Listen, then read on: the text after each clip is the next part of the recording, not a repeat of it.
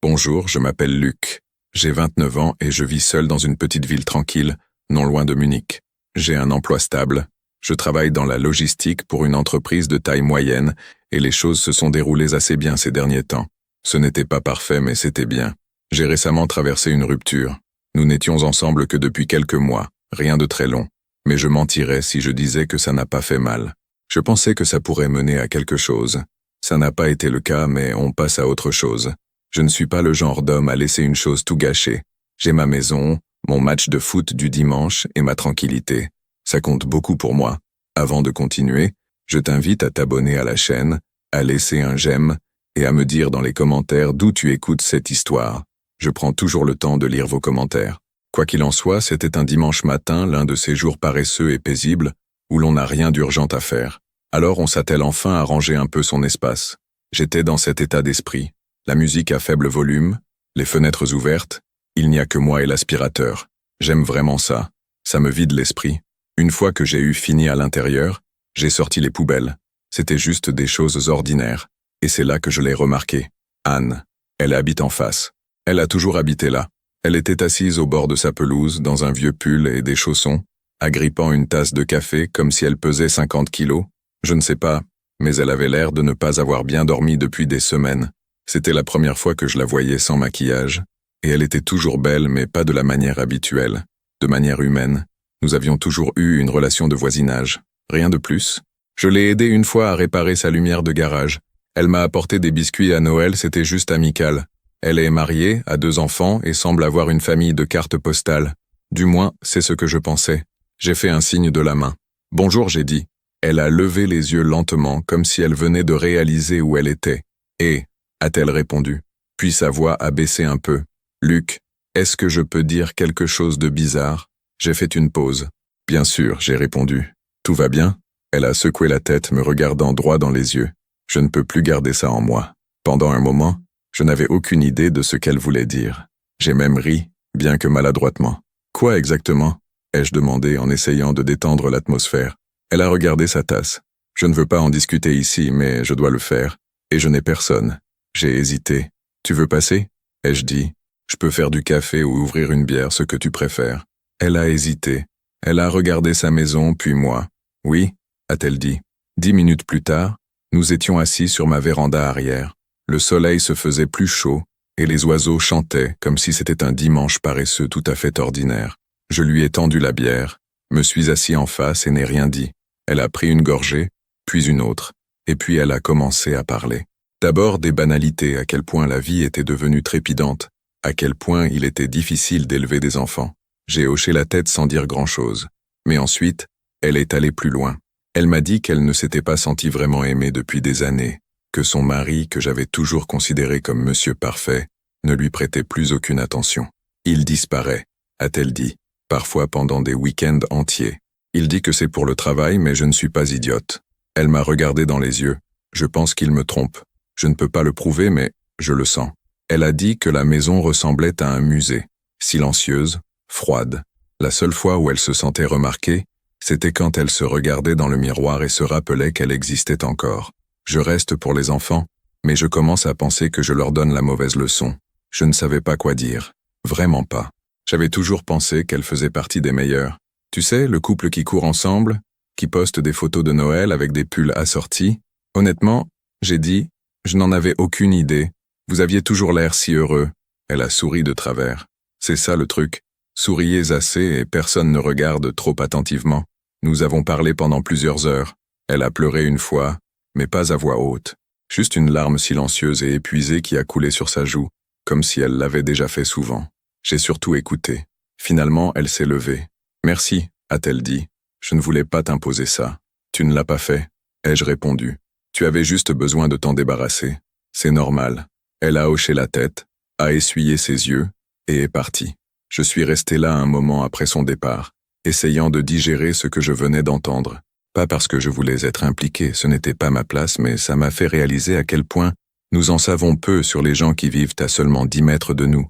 Ce soir-là, je n'ai pas regardé de match de foot. Je suis resté assis à réfléchir. 2 semaines environ s'étaient écoulées depuis notre conversation sur ma véranda. Anne n'était pas passée, n'avait pas envoyé de SMS, ni fait un signe de la main à travers la rue, rien que du silence. Au début, je n'y ai pas trop réfléchi. Peut-être qu'elle était gênée de s'être ouverte ou peut-être que les choses s'étaient calmées chez elle. En tout cas, je pensais que c'était l'un de ces moments qui arrivent, deviennent pesants, puis disparaissent. Je suis revenu à ma routine habituelle. Travail, sport, foot, répéter. Je passais plus de temps dehors car le temps se faisait plus chaud. J'ai tondu la pelouse. J'ai réparé une fuite sous l'évier de la cuisine. J'ai même recommencé à lire le soir, ce que je n'avais pas fait depuis des mois. Mais même dans les moments calmes, je ne pouvais pas m'empêcher de penser à elle. Pas de manière romantique, juste par curiosité. Puis, un après-midi, alors que je rentrais du travail dans mon allée, j'ai remarqué Michel, mon voisin plus âgé, 2 portes plus loin, debout près de sa boîte aux lettres. J'ai baissé la vitre et j'ai fait un signe de la main. « Salut Michel, comment ça va ?» Il a traîné les pieds, s'appuyant sur la boîte aux lettres comme si elle faisait partie de lui. « Tu as entendu parler des petits ?» a-t-il demandé, en désignant la maison d'Anne. J'ai secoué la tête. « Non. Pourquoi ?» Il a regardé autour de lui comme si quelqu'un écoutait. Elle a demandé le divorce. Les papiers ont été déposés la semaine dernière. Elle a dit qu'elle avait fini depuis longtemps. J'ai figé. C'était rapide, mais je me suis souvenu de ce qu'elle avait dit sur ma véranda. Elle n'avait probablement pas pris cette décision du jour au lendemain. Peut-être que ce soir-là, quand elle s'est ouverte, c'était le point de non-retour. Bon sang, j'ai dit. Je pensais qu'ils étaient solides. Michel a haussé les épaules. Tout le monde le pensait.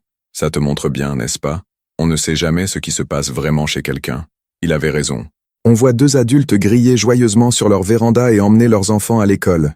Et on pense que c'est toute l'histoire, mais ce n'est pas le cas. Ce ne l'est jamais.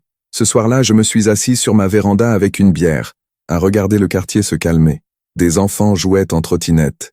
Quelqu'un faisait des saucisses au barbecue plus bas dans la rue. Un chien aboyait sur un écureuil comme si c'était personnel. Mais la maison d'Anne est restée silencieuse. Les lumières étaient éteintes, les rideaux fermés. Plus tard dans la semaine, je l'ai revu. Je rentrais du supermarché quand je l'ai aperçu qui marchait vers sa voiture. Un sac de courses dans chaque main et ses clés qui pendaient à un doigt. J'ai hésité avant de crier. « Tu as besoin d'aide ?» Elle s'est retournée, souriant légèrement. « Luc, salut. » J'ai proposé de porter les sacs, et elle n'a pas refusé. Nous avons marché vers sa voiture en silence. « J'ai entendu parler de tout ça, » ai-je dit prudemment. Elle n'a pas scié. « Oui, les nouvelles voyages. Nous sommes restés là un moment, incertains de ce qui allait se passer ensuite. Puis elle m'a regardé et a murmuré « Merci pour l'autre jour. Tu n'as pas rendu les choses bizarres. Tu as juste écouté. » J'ai dit « Toi non plus, tu n'as pas rendu ça bizarre. » Elle a souri à nouveau. Cette fois, c'était un peu plus sincère. Le samedi, elle a frappé à ma porte. Je regardais un match avec des chips et une bière sur la table. Je n'attendais personne, alors j'ai ouvert la porte en t-shirt et en chaussettes. « Salut » a-t-elle dit. « Désolé de passer comme ça. Tu pourrais m'aider à déplacer les lits superposés des enfants? Je réaménage leur chambre. Ça ressemble à quelque chose que je peux gérer en ce moment. » « Bien sûr » j'ai dit, sans y penser à 2 fois. « Laisse-moi une seconde. » J'ai attrapé mes chaussures, je l'ai suivi à travers la rue et j'ai passé l'heure suivante à démonter un cauchemar Ikea qui avait probablement été assemblé pendant un mariage déjà en ruine. Elle ne parlait pas beaucoup, se contentait de me passer des outils et de tenir les pièces. Ce n'était pas bizarre, ce n'était pas trop sentimental, c'était juste normal. Avant que je parte, elle a demandé « Je peux te rendre l'appareil avec un café demain matin? Je fais un bon café filtre. » « Ça me va, » j'ai dit. Et c'est comme ça que ça a commencé. Au cours des semaines suivantes, de petites choses ont continué de se produire. Elle faisait plus souvent un signe de la main depuis la véranda. J'ai trouvé un sac en papier avec des biscuits sur ma véranda, avec une note « Trop pour moi. Aide-moi à les manger, s'il te plaît. » Elle m'appelait occasionnellement pour réparer un tiroir, soulever une caisse ou vérifier une ampoule défectueuse. Parfois, elle n'avait pas vraiment besoin d'aide. Je pouvais le voir, mais ça ne me dérangeait pas. Puis, le dimanche matin est arrivé. J'étais de nouveau dans ma routine de nettoyage habituelle, sortant les poubelles, et elle était assise sur sa véranda, exactement comme la dernière fois. Mais cette fois, elle n'était pas triste, juste pensive. Elle a souri quand elle a dit « Tu prends l'habitude de sortir les poubelles le dimanche. » J'ai dit « Je dois garder la routine en vie. » Elle a fait une pause. « Je suis contente que tu sois là, Luc. » Je l'ai regardée. Elle ne laissait rien entendre. Elle le disait juste, et j'ai senti un changement en moi. Pas d'attirance, pas d'obligation, juste la réalisation tranquille que d'être là pour quelqu'un ne demande pas toujours de grands gestes ou des confessions dramatiques. Il s'agit d'être là, de manière constante, quand on s'y attend le moins. J'ai hoché la tête. Moi aussi. Ce soir-là, je me suis couché avec ces mots en tête. Non pas parce que je pensais qu'ils signifiaient en plus, mais parce que parfois l'inattendu arrive tranquillement et reste. Un jeudi soir, j'ai finalement décidé de dire quelque chose. Anne était passée plus souvent ces dernières semaines. Au début, je l'aidais avec de petits problèmes. Un tiroir qui ne fermait pas, un tuyau qui goûtait, une ampoule qui avait besoin d'être changée, et ça ne me dérangeait pas, vraiment pas. Mais dernièrement, elle passait juste pour parler, pour partager. Parfois avec une bouteille de vin, parfois avec des plats à emporter. Il y avait ce regard dans ses yeux, pas coquet, pas exigeant, juste plein d'espoir, comme si elle attendait que je fasse un pas. Mais je ne le faisais pas. Non pas parce que je m'en fichais, mais parce que j'étais incertain de ce que je ressentais, ou de ce dont elle avait besoin de ma part. Ce soir-là, elle a frappé vers 20 heures. Je venais de finir de dîner. Des restes de poulet grillé. Rien de spécial. Elle avait ses cheveux relevés, un haut ample et simple. Encore une fois, pas de maquillage. Elle avait l'air détendue, d'une manière que je n'avais pas vue auparavant. Ou peut-être que je ne l'avais pas remarqué. « Salut », a-t-elle dit, tenant une bouteille. Je me suis dit que tu t'ennuyais peut-être. J'ai souri gentiment, pas tout à fait ennuyé, mais je ne dirais pas non à de la compagnie. Elle est entrée comme si elle était à sa place. Pas envahissante, juste familière, comme si un rythme s'était installé. Elle et moi, en fin de journée, à parler de rien. Nous nous sommes assis sur la véranda arrière. Elle a versé 2 verres et m'en a tendu un. Le soleil se couchait au bord du quartier. Tout était calme, paisible. Elle a parlé de ses enfants, comment ils s'adaptaient, comment son plus jeune avait eu des cauchemars récemment. Elle avait l'air fatiguée en le disant. Je suis vraiment épuisé. J'ai écouté, hochant la tête. J'ai répondu quand je le pouvais, mais quelque chose me taraudait toujours l'esprit. Après un moment, j'ai posé mon verre et je me suis penché en avant. « Est-ce que je peux te demander quelque chose ?» J'ai dit. Elle a regardé, surprise. « Bien sûr. » J'ai commencé prudemment. « J'ai remarqué que tu es ici plus souvent. C'était bien, mais je ne veux rien mal interpréter. » Son expression n'a pas beaucoup changé, peut-être un peu plus douce sur les bords. « Que penses-tu voir ?» a-t-elle demandé. J'ai parlé lentement. « Je pense que tu es seule et je le comprends vraiment. Mais je ne suis pas sûr de ce que tu espères trouver ici. » Elle n'a rien dit au début, fixant la terrasse sous ses pieds. Puis elle a levé les yeux vers moi. J'ai passé les 6 dernières années à essayer d'être la femme de quelqu'un, à essayer de gérer les choses discrètement, de ne pas trop demander.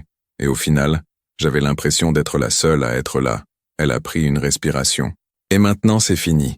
Je me rends compte à quel point j'ai arrêté de ressentir des choses. Je ne cherche pas de remplaçant, Luc. Je veux juste être vue à nouveau. Et quand je suis avec toi, je le suis. Ça m'a frappé. Non pas comme dans un film d'amour, mais d'une manière réelle. Elle ne cherchait rien de compliqué. Elle n'essayait pas de séduire ou de manipuler. Elle tendait simplement la main de la seule manière qu'elle connaissait. « Je te comprends », j'ai dit. « Et tu es un gars bien plus fort que je ne le pensais. Mais je ne suis pas prêt pour quelque chose de sérieux. Je viens aussi de sortir de quelque chose. Et c'était bien plus facile que ce que tu as traversé. » Elle a hoché la tête lentement. « Je ne demande pas quelque chose de sérieux. Je demande de la présence. » Cela m'a laissé sans voix. Alors je l'ai juste regardé. Puis j'ai repris mon verre. Nous sommes restés silencieux pendant un moment. Pas de tension, juste en train de digérer. Avant de partir, elle s'est tournée vers la porte. « Merci d'avoir été honnête », a-t-elle dit. « Toi aussi. » Elle a souri, mais cette fois, le sourire n'a pas atteint ses yeux. Puis elle est partie. Les jours suivants ont été calmes. Elle n'a pas envoyé de message. Je n'ai pas passé la voir. Sa maison a de nouveau semblé être une coquille fermée. J'aurais peut-être dû être soulagé, mais ce n'était pas le cas. Le samedi, je l'ai vue dans l'allée avec ses 2 enfants rangeant des affaires dans le coffre. J'ai fait un signe de la main. Elle a répondu, mais ce n'était pas pareil. Je me suis dit que j'avais fait la bonne chose. Poser des limites, être clair. Mais une partie de moi détestait le fait que son signe de la main semblait plus petit. Le fait est que j'aimais sa compagnie. J'aimais entendre parler de ses enfants, de sa journée. Ses commentaires sur les films que nous prétendions tous les deux ne pas aimer. J'appréciais la compréhension tranquille que nous partagions, le réconfort de ne pas avoir à faire semblant. Et maintenant, c'était rompu. J'ai ressenti la perte comme un chaînon manquant dans ma routine. Ce dimanche soir, j'étais de nouveau sur la véranda. Pas de musique, pas de match, juste moi dans le vent. Et puis, de nulle part, j'ai entendu des pas. Elle se tenait au bord de ma véranda, portant un sweat à capuche et tenant un petit contenant en plastique dans les 2 mains. « J'ai fait trop de pâtes », a-t-elle dit. « Tu en veux ?» Je me suis levé. J'ai ouvert la porte moustiquaire et me suis écarté. « Toujours », ai-je répondu. Elle est entrée, a posé le contenant sur la table. Nous n'avons pas beaucoup parlé. Nous n'en avions pas besoin. Ce n'était pas un nouveau départ. Ce n'était pas un moment. C'était juste, simple. Ce soir-là, en partant, elle a dit quelque chose qui m'est resté en tête. Tu sais, elle a dit, je n'arrête pas de me dire que ce n'est rien, mais peut-être que c'est exactement ce dont j'ai besoin. Ni plus, ni moins. Juste ça. Pour une fois, je n'ai pas ressenti le besoin de le définir. Parfois, il suffit d'être là pour quelqu'un, tranquillement, honnêtement. Encore quelques semaines se sont écoulées. Anne est arrivée à ma porte avec ce contenant de pâtes. Depuis, nous avions développé ce rythme silencieux et non dit. Elle venait 1 ou 2 fois par semaine, parfois avec des restes, parfois avec du café, parfois avec rien d'autre que sa présence, et chaque fois cela semblait plus naturel que la précédente. Nous n'avons pas mis de nom dessus, nous n'avons pas discuté de ce que c'était, mais il y avait quelque chose. C'était maintenant une partie de nos 2 quotidiens. J'ai commencé à remarquer de petits changements. Son rire était plus fort. Pas le rire forcé, mais celui qui s'échappe avant qu'on ne s'en rende compte. Elle laissait ses cheveux lâcher plus souvent. Nous avons recommencé à parler de livres. Elle a même mentionné qu'elle cherchait des cours en ligne, quelque chose sur le design d'intérieur, juste pour essayer. Et je changeais aussi, lentement, sans le vouloir. Je me réjouissais de son coup à la porte. Je regardais plus souvent la véranda quand elle n'était pas là. Sa compagnie me manquait. Son calme, sa capacité à parler de choses importantes sans les transformer en drame. Un jeudi soir, elle est arrivée juste au moment où je finissais le dîner, sans prévenir, juste un léger coup. Et elle était là, avec une bouteille de thé glacé et un sourire fatigué. « J'avais besoin de sortir de la maison », a-t-elle dit. « Les enfants sont chez leur père pour la nuit. » J'ai hoché la tête et me suis écarté. « Entre. » Nous nous sommes assis sur la véranda, comme d'habitude. Cette fois, cependant, son silence était plus lourd. Elle ne racontait pas d'histoire ni ne se défoulait. Elle se contentait de regarder les arbres, le ciel, la rue. Elle semblait essayer d'exprimer un sentiment inexprimable. Après un moment, j'ai demandé doucement « Tout va bien ?» Elle a hoché la tête. « Oui, je ne voulais juste pas être seule ce soir. » Quelque chose dans sa façon de le dire m'a touché plus profondément que ce à quoi je m'attendais. Nous sommes restés silencieux pendant longtemps après ça. Le lendemain matin, je me suis réveillé en réalisant que je n'avais pas pensé au foot depuis 1 semaine. Ce soir-là, Anne a appelé vers 20h. « Salut », a-t-elle dit. « Désolé, c'est à l'improviste. Le robinet de derrière fuit encore. Tu pourrais venir jeter un œil ?» J'ai répondu. « J'arrive tout de suite. » Elle a ouvert la porte avant que je puisse frapper. Lampe de poche déjà à la main. Nous avons passé les 30 minutes suivantes à jouer avec le drain, en riant de l'inutilité des instructions. À un moment donné, elle s'est penchée en avant pour tenir la base du robinet. Et pendant un moment, nous étions juste proches. Pas de manière romantique, juste 2 personnes qui travaillent ensemble. Nous étions à l'aise en présence l'un de l'autre. Après l'avoir réparé, elle nous a fait du café. Nous nous sommes assis à la table de la cuisine, un changement inhabituel. La maison était silencieuse. Les enfants étaient déjà couchés à l'étage. La maison que j'avais vue depuis des années de l'autre côté de la rue se sentait différente, habitée, personnelle, réelle. Nous avons parlé plus longtemps que d'habitude ce soir-là, abordant des sujets que nous n'avions pas touchés auparavant. Souvenirs d'enfance, regrets, nos anciens nous et les personnes que nous essayions encore de devenir. À un moment donné, elle m'a regardé et a demandé « Est-ce que tu as parfois l'impression de traîner dans ta propre vie ?» J'ai réfléchi un moment. Puis j'ai répondu honnêtement. Oui, surtout après la rupture. Je n'arrêtais pas de me dire que j'allais bien, mais certains jours, je me retrouvais à fixer le mur pendant 10 minutes sans m'en rendre compte. Elle a souri tristement. C'est exactement ce que ça fait. J'ai l'impression de vivre de côté depuis des années. Je n'ai pas répondu. Je n'avais pas besoin de le faire. Nous nous sommes juste assis en silence, dans la compréhension. Le week-end, quelque chose a changé. Elle a commencé à envoyer plus de messages, de petites choses. J'ai trouvé cette musique. Je pensais que tu l'aimerais. Tu connais un bon site pour acheter des étagères? Tu veux passer? J'ai encore fait trop de pâtes. Et je n'ai pas résisté. J'ai répondu. Je suis passé. Je suis resté plus longtemps. Un après-midi, je suis allé au magasin de bricolage pour une pièce pour la porte de mon abri de jardin et j'ai trouvé un ensemble de lumières de jardin en solde. J'ai pensé à son jardin arrière, à quel point il avait toujours l'air sombre le soir.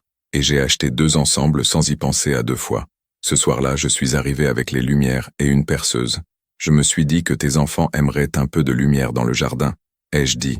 Elle m'a regardé comme si je lui avais offert la lune. Tu n'aurais pas dû, elle a dit. Je sais. Nous les avons installés ensemble. Les enfants ont aidé. Au coucher du soleil, le jardin était baigné d'une lumière chaude et douce qui rendait tout plus doux.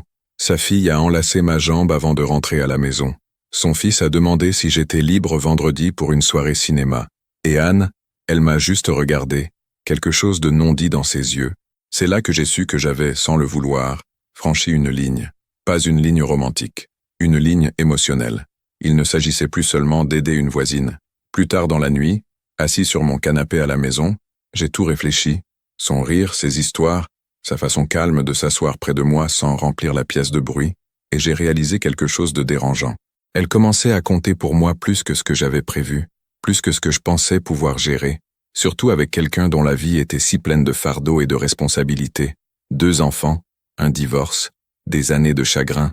Je n'étais pas sûr de pouvoir supporter tout ça. Je n'étais pas sûr de devoir essayer. Mais une chose que je savais avec certitude, je n'étais pas encore prêt à lâcher prise. Pas encore. L'été a cédé la place à l'automne. Le quartier a changé avec les saisons. Les arbres sont devenus dorés au sommet. Les enfants allaient à l'école en portant des vestes légères. Les lumières de la véranda s'allumaient un peu plus tôt chaque soir. La vie continuait, comme elle le fait toujours. Anne faisait toujours partie de celle-ci. Nous n'avons jamais défini ce qu'il y avait entre nous. Nous ne nous sommes jamais assis pour établir des limites ou mettre un nom dessus. Mais nous passions régulièrement, confortablement, tranquillement du temps ensemble. Elle passait après avoir mis les enfants au lit. J'allais chez elle avec des courses, des outils, ou simplement parce qu'elle demandait. Les week-ends sont devenus des soirées tardives. Le café est devenu des dîners. Les dîners sont devenus de longues conversations sur la véranda arrière.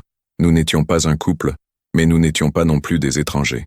Quoi que ce fût, cela fonctionnait pour nous deux. Pourtant, il y avait des moments où je m'arrêtais et je me demandais où cela allait nous mener. Je la regardais et me demandais, suis-je prêt pour tout ça? La réponse n'était pas toujours oui, mais ce n'était pas non plus non. Nous étions dans mon jardin un samedi après-midi, en train d'assembler un vieux foyer que j'avais acheté sur Facebook Marketplace. Anne lisait les instructions à l'envers et faisait des remarques sarcastiques. Les enfants étaient chez leur père pour le week-end. Il n'y avait que nous. Alors que je serrais un boulon, j'ai regardé et j'ai dit, moitié en plaisantant, « Tu sais, je n'aurais jamais pensé passer mes soirées d'automne à construire des meubles de jardin avec ma voisine. » Elle a levé les yeux et a souri. Moi non plus. Mais nous y voilà. Et juste comme ça, j'ai compris à quel point tout était devenu normal. Combien de place elle avait fait dans ma vie sans insister. Elle ne demandait pas d'attention. Elle ne me demandait pas d'être plus que ce que j'étais. Elle se contentait d'être là, et d'une manière ou d'une autre, cela avait suffi à me rapprocher plus que je ne l'aurais cru. Quelques jours plus tard, nous étions assis à sa table de cuisine après le dîner. Les enfants étaient à moitié endormis à l'étage. La vaisselle était encore dans l'évier. Je buvais du café et faisais défiler mon téléphone pendant qu'elle était assise là, à regarder la pluie dehors. Puis elle a dit quelque chose de complètement inattendu. Tu sais, parfois, j'oublie que je ne suis plus marié. J'ai levé les yeux. Pas dans le mauvais sens, a-t-elle continué. J'ai passé des années à me définir par rapport à cette relation, par rapport à ce que je devais être. Femme, mère, solutionneuse de problèmes. Et maintenant, je suis juste Anne. Ce n'est pas juste, ai-je dit. Elle m'a regardé et a souri. Le sourire fatigué qui en dit plus que les mots. Je ne veux pas recommencer, a-t-elle expliqué. Je ne veux pas d'étiquette ou d'un grand nouveau chapitre. Je veux juste le calme. Je veux être avec des gens qui écoutent. Quelqu'un qui comprend la journée. J'ai hoché la tête. C'est ce que tu as, du moins ici. Et c'est là que je l'ai ressenti clairement pour la première fois. Nous ne nous efforcions pas d'être quelque chose de plus grand. Nous étions déjà ce que nous devions être. Pas d'attente, pas de pression, pas d'illusion d'éternité, juste de la présence, du soutien, de la vraie vie. Les semaines suivantes ont suivi le même schéma. Elle passait quand elle le voulait. Je faisais de même. Nous avions des conversations parfois non. Parfois, elle pleurait après une longue journée avec les enfants. Parfois, je me plaignais du travail. Mais surtout, nous vivions simplement l'un à côté de l'autre. Et c'était suffisant. Un dimanche après-midi, je regardais un match sur le canapé. Anne était assise à la table et aidait sa fille avec ses devoirs. Son fils était assis par terre, construisant quelque chose avec des Legos. La maison était plus bruyante que d'habitude, un peu chaotique, mais elle était chaleureuse. Habitée. Bizarre, non? Plus tard, quand tout le monde était parti, je me suis assis dans le silence et j'ai pensé, je n'ai besoin de rien d'autre. Je n'étais pas amoureux, pas du grand amour digne d'un film, mais je me souciais profondément d'elle. Je savais qu'elle aussi. Nous ne nous sommes jamais embrassés, nous n'avons jamais tenu la main, nous n'avons jamais franchi la ligne, et nous n'avons pas eu besoin de le faire. Un soir, alors qu'elle partait, elle s'est arrêtée à la porte et a dit « Merci de ne pas attendre plus que ce que je peux donner ». J'ai dit « Merci de me donner exactement ce dont j'avais besoin ». C'était le dernier moment décisif. Après ça, ce n'était que la vie. En cours, juste bien. Des mois plus tard, nous sommes toujours là. Elle habite toujours en face. Nous nous voyons toujours plusieurs fois par semaine. Ses enfants m'appellent toujours Luc d'en face. Parfois, elle apporte de la nourriture. Parfois, j'apporte des courses supplémentaires. Personne dans le quartier ne pose de questions. Ils n'ont probablement pas besoin de le faire, car les relations ne sont pas toujours une question d'étiquette ou de résultat. Elles sont une question de moment, de respect, de connexion silencieuse. Et tout n'a pas besoin d'être quelque chose de plus grand. Parfois, ça suffit.